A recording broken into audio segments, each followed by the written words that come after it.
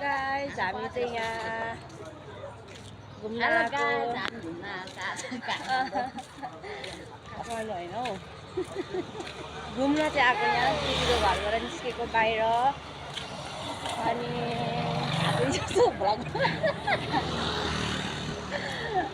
होइन अब नआएपछि के गर्नु त नि, अब यस्तै छ कालको मजा दिनु पर्छ के अरे अनि यहाँ त त्यस्तो घुम्ने ठाउँ खासै कहीँ देखिनँ मैले। अब हामी आज चाहिँ दिउँसो हामी कहाँ जाने दिदी भनिदिनु त। हामी आज बौद्ध घुम्न जान आँटेको है दाजु, यता हेरिदिनुहोस्, हाई भनिदिनुहोस् मेरो युट्युब च्यानललाई अनि आज चाहिँ हाम्रो बौद्ध मात्रै घुमघाम हुन्छ। हामी धेरै थाकेको छौँ हिजो अस्तिदेखि गाडीको गाडी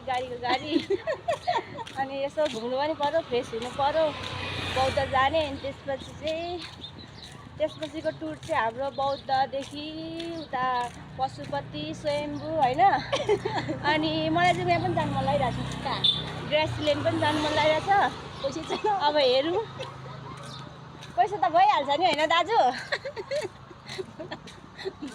मेरो दाजु हुँदा किन टेन्सन यस्तो छ है गाइस। हामी हिँड्ने बाटो चाहिँ एकदम खाली, एकदम राम्रो रहेछ।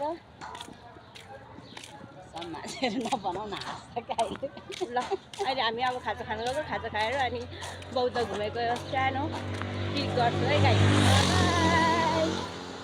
खान जन्मेकाहरू हौ खाऊ, खान्छु, खाने हो, नखाइ बाँच्नलाई सरकारले व्यवस्था गरिदिएको छ र। स्वयम्भूमा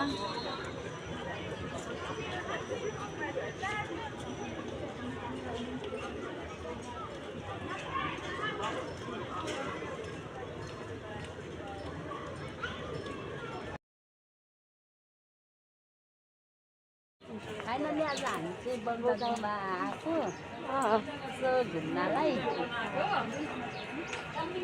आज आएको होइन, आज चाहिँ हो नि त घुम्न आउनु दस्तै आएको 5 दिन भइसक्यो।